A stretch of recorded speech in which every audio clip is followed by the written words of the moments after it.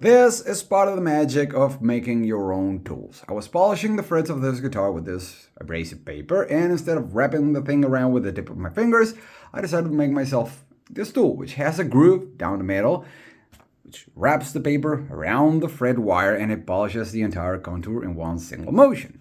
Now, this groove is not uniform. It starts wide and round and not that deep, and it becomes narrower and a little bit taller on the other end.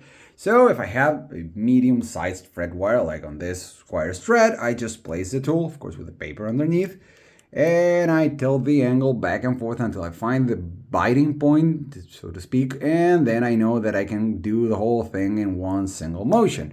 But for instance, if I have a narrower, taller, and slightly squarish fret, because, Gibson being Gibson, I place the thing on one of the ends, which is modeled after this precise fret, which doesn't exactly fit because there's a string in the way, but you get the idea. Or for instance, if I come to this Repstar, which has these huge jumbo frets, I use the other end, which is round and wide, and it was modeled after this exact fret wire. Why?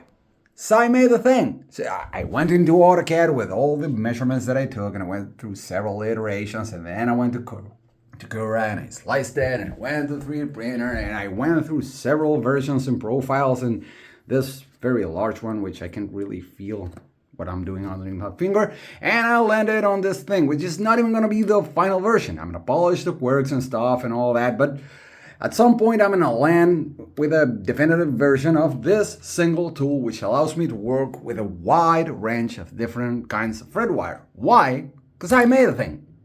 That's why.